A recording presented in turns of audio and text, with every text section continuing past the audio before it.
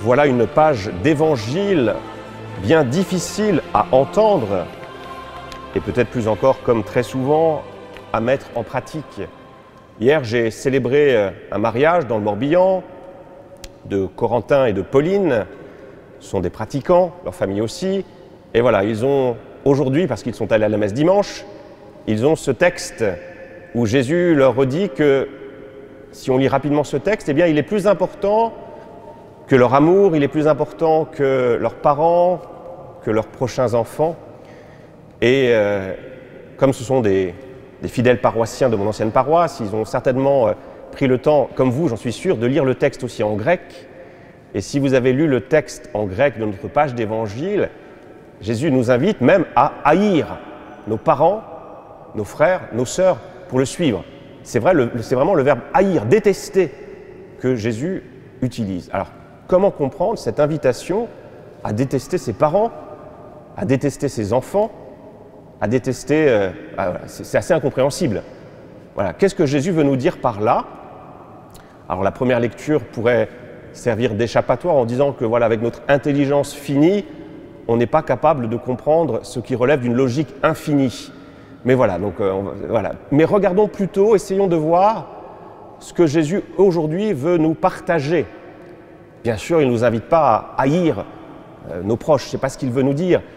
Peut-être ce qu'il nous rappelle aujourd'hui, c'est qu'il y a parfois une manière de se comporter avec nos familles qui est haïssable, qui n'est pas juste, qui doit être ajustée.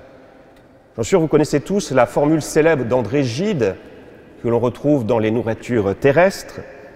C'est laquelle phrase? Allez-y. Famille, je vous hais. Vous connaissez cette formule. Famille, je vous hais. Mais on oublie souvent la deuxième partie de la phrase, volet clos, porte refermée, possession jalouse du bonheur. Il y a de fait une manière de vivre la vie familiale qui n'est pas bonne, que l'on doit détester. Ça serait une vision d'une famille totalement repliée sur elle-même et qui n'a en quelque sorte rien à faire de ce qui se passe à l'extérieur. Vous voyez, une famille totalement égoïste, qui est coupée de la réalité du monde à l'extérieur. Quand les couples s'engagent sur le chemin du mariage, ils s'engagent sur le pilier de la fécondité. La fécondité, certes, c'est avoir des enfants, mais c'est aussi avoir une fécondité spirituelle, une fécondité dans la vie dans laquelle ce couple est invité à vivre. Vous voyez, avoir le souci des autres. Et quelqu'un qui refuse cette fécondité, eh bien c'est terrible. Parce que Jésus veut passer par nous pour apporter la consolation, pour apporter la guérison. Et si nous disons non, on reste entre nous, eh bien nous empêchons Jésus d'apporter cette guérison, d'apporter la consolation, ce qui est quand même haïssable, ce qui est détestable. Jésus veut guérir et je l'empêche. C'est terrible. Donc voilà, une manière de comprendre pourquoi Jésus nous dit qu'une certaine manière de vivre notre vie familiale, notre vie communautaire, on pourrait élargir à la vie paroissiale, si notre paroisse nous replie sur nous-mêmes, ben, c'est pas bon, c'est détestable. Donc Jésus nous dit, voilà, il faut haïr ce modèle-là. Mais il nous dit aussi encore aujourd'hui, je ne voudrais pas rapidement éluder la difficulté, il nous dit qu'il faut préférer Jésus à nos parents, nos proches, à tout le reste.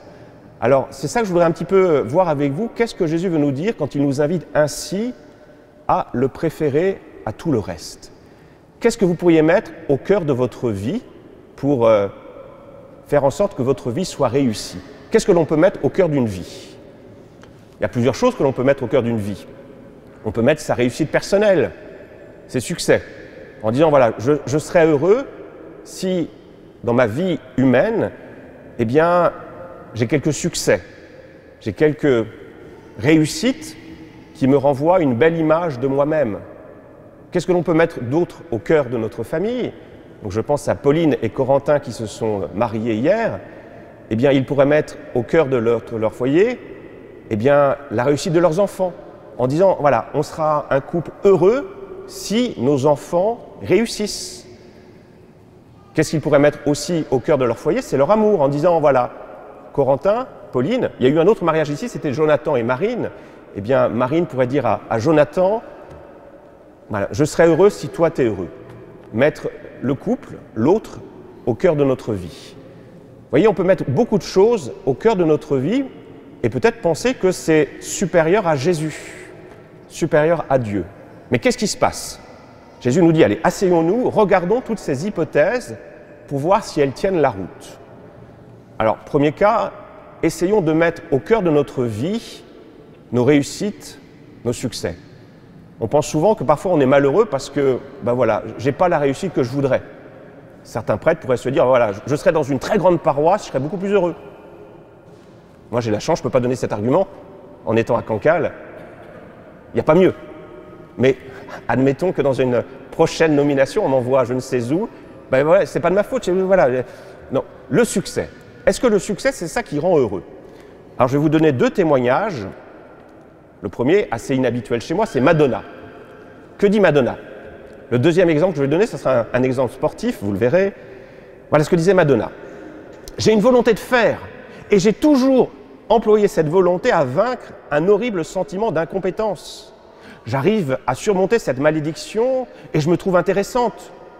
Puis je retombe sous son influence, et je me sens médiocre et banal. Encore et encore. Ma motivation vient de cette crainte terrible d'être médiocre. Et ça me pousse encore et encore et encore. Parce que même si je suis devenu quelqu'un, je dois toujours prouver que je suis quelqu'un. Cette lutte n'a jamais cessé et je doute qu'elle s'arrête un jour. Vous voyez, on a du succès, mais ça ne suffit jamais assez. On en veut toujours plus. Autre exemple, cette fois-ci c'est au monde du sport, c'est Boris Becker. Vous connaissez Boris Becker, les jeunes? J'avais déjà donné cet exemple dans mon ancienne paroisse et j'avais pris un coup de vieux parce que moi je pensais que tout le monde connaissait Boris Becker et je me suis rendu compte que les jeunes ne le connaissaient pas du tout. Et là je me dis, mince, j'ai vieilli. C'est un grand joueur de tennis. Dans ma jeunesse, c'était un des grands joueurs. Et voilà ce que dit Boris Becker. J'avais remporté 2 fois Wimbledon, une fois en tant que le plus jeune joueur. J'étais riche. Je possédais tous les biens matériels dont j'avais besoin. Et pourtant, c'est la vieille rengaine des vedettes de cinéma, de pop stars, qui finissent par se suicider. Elles ont beau tout avoir, elles sont malheureuses comme des pierres. Moi, je n'avais aucune paix intérieure. Vous voyez, on connaît tous des personnes qui, en apparence, ont un succès et qui sont malheureux. Et ceux qui arrivent à gérer cela, eh bien, ils sont toujours quand même dans cette insatisfaction de dire « mais ça va peut-être s'arrêter du jour au lendemain ». Vous voyez, si je mets au cœur de ma vie mes réussites, mes succès, eh bien, je risque d'être malheureux. Et en plus, ma réussite risque de se faire au détriment de qui? De ma famille, de mes enfants. Moi, j'ai souvent croisé des grands industriels, des grands chefs d'entreprise, et souvent j'ai constaté que pour leurs enfants, c'était difficile. J'ai croisé des grands intellectuels, des grands professeurs d'université, de philosophie, et je vous assure qu'être fils d'un grand professeur de philosophie, d'histoire, pour les enfants, c'est rude. C'est rude. Donc voilà. Mettre ses succès, ça ne rend pas forcément heureux. Alors qu'est-ce que l'on peut mettre d'autre au cœur de notre vie? Rappelez-vous, c'est qui? Les enfants. Donc vous êtes parents et vous dites à vos enfants, allez, on va tout vous donner pour que vous réussissiez votre vie, et si vous réussissez votre vie, on sera heureux. Qu'est-ce que vous allez faire pour vos pauvres enfants? Moi, ça me rappelle toujours cette blague juive. Une maman promène ses 2 enfants, ce sont des jumeaux, et une personne s'arrête devant elle, lui dit « Oh, ils sont merveilleux vos enfants, comment s'appellent-ils » Et la maman de répondre « Eh bien, le chirurgien, il s'appelle Isaac, et le futur grand avocat, il s'appelle Jacob. » Vous voyez, la maman qui veut le meilleur pour ses enfants et qui a tout prévu. Donc, qu'est-ce qui se passe quand on met au cœur de notre vie la réussite des enfants? Eh bien, sans le vouloir forcément, on met sur leurs épaules une pression redoutable. Une pression redoutable. Et après, les pauvres enfants doivent passer des séances et des séances chez le psychanalyste pour essayer de guérir cette blessure familiale. Vous voyez, si vous mettez au cœur de votre vie vos enfants, vous allez mettre sur eux une pression qui sera bien difficile pour eux à supporter. Et puis quand ils vont vieillir, ils vont partir de chez vous. Et peut-être qu'ils oublieront de vous appeler chaque semaine, tous les jours. Ils oublieront votre anniversaire. Alors qu'est-ce que vous allez vous dire en vous? Oh, les ingrats! On a tout sacrifié pour eux et ils ne sont même pas fichus de prendre 5 minutes pour prendre le téléphone et pour nous appeler. Vous voyez, si l'on met les enfants, si un couple met ses enfants au cœur de sa réussite, ça va rater. Ça va rater. Alors, troisième hypothèse, Corentin ou Jonathan, pour les deux mariages qui ont été célébrés, Corentin, Jonathan pourraient dire, allez, le plus important, c'est mon épouse. Qu'est-ce qui se passe alors? Voilà, vous êtes mariés et vous pensez que votre épouse, c'est celle qui a la clé de votre bonheur. Qu'est-ce qui va se passer quand un autre homme ou une autre femme, si vous êtes une femme précisément, va regarder en souriant à votre époux, votre épouse? Quel est le sentiment qui risque aussitôt de naître dans votre cœur? La jalousie. Vous allez voir tout homme, toute femme comme une possible rivale. Et là encore, votre vie va être impossible. Donc si un époux met son épouse au cœur de sa vie, eh bien là encore, vous mettez sur elle, vous mettez sur lui une pression redoutable. Qu'est-ce qu'on découvre en fait? On découvre là, par tous ces exemples, qu'au cœur de toute vie humaine, même celles qui en apparence sont des réussites, il y a quoi? Il y a toujours une croix. Il y a toujours la croix. C'est pour ça que Jésus nous dit aujourd'hui, acceptez la croix, parce que la croix fait partie de la condition humaine. Il y aura toujours fondamentalement une insatisfaction dans notre vie. Pourquoi? Tout simplement parce qu'on vient du paradis et on est fait pour le paradis. Il n'y a que le paradis qui pourra me donner cette pleine satisfaction.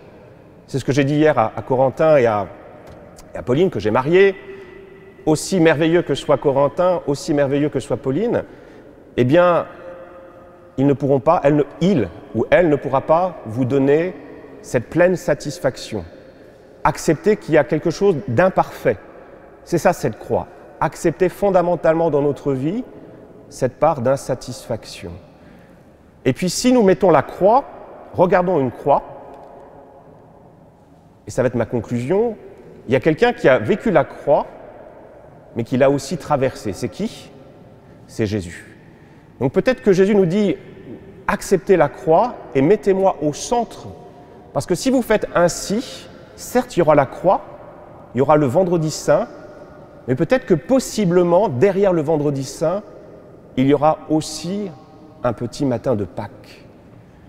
Ce que j'ai essayé de montrer, c'est que dès qu'on met quelque chose au cœur de notre vie qui n'est pas Dieu, ça devient une idole qui nous invite à tout sacrifier pour elle. Eh bien, si je mets Dieu au cœur de ma vie, finalement, je n'ai pas besoin de sacrifier quelque chose, puisque dans la foi chrétienne, c'est Dieu qui a tout sacrifié pour moi. C'est Dieu qui m'a donné son Fils, qui est mort pour moi. Vous voyez, si je mets Dieu au cœur de ma vie, je n'ai pas besoin de tout sacrifier, parce que lui a tout sacrifié pour moi. Pour Dieu, eh bien, ma vie vaut la vie de son propre Fils, puisque Dieu a accepté de voir son Fils cloué sur le bois de la croix. Vous voyez pourquoi je peux mettre Dieu au cœur de ma vie? Parce que si je mets Dieu, je ne vais rien sacrifier, puisque lui a tout sacrifié pour moi.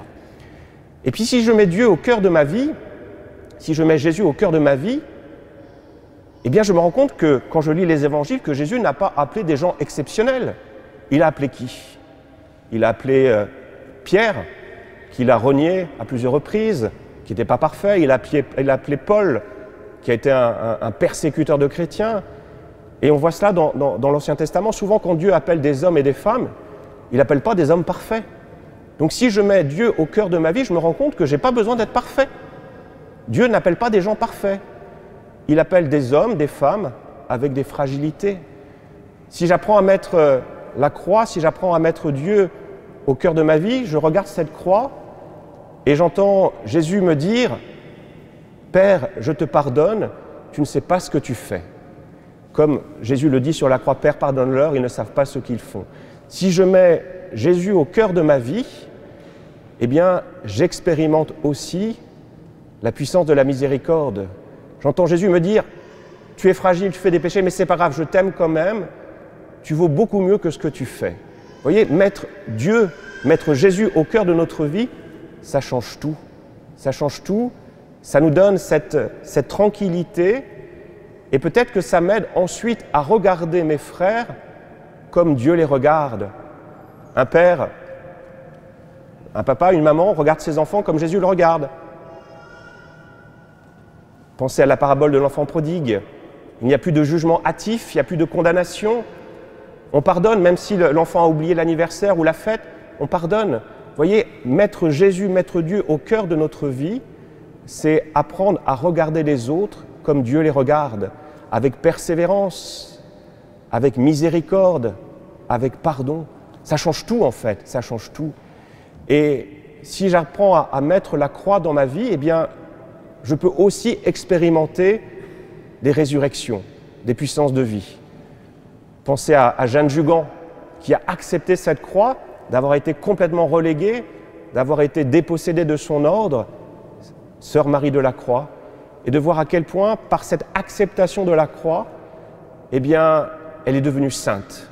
Elle a servi de modèle à des générations et des générations de petites sœurs qui ont puisé dans l'exemple de Jeanne Jugan, l'exemple de la charité, l'exemple de l'humilité, l'exemple de la persévérance. Alors c'est difficile, mais demandons cette grâce au Seigneur de le préférer à tout le reste. Parce que si nous le mettons au centre, eh bien nous saurons, nous aimer nous-mêmes, aimer nos proches, aimer nos frères, et nous serons sur ce chemin du paradis qui seul pourra nous donner cette pleine satisfaction qui nous permettra de connaître cette véritable résurrection, cette paix intérieure. Et ça va durer longtemps, ça durera l'éternité. Donc heureusement qu'il y a une marge de progrès devant nous. Alors sachons accueillir nos croix, sachons accueillir Jésus. Amen.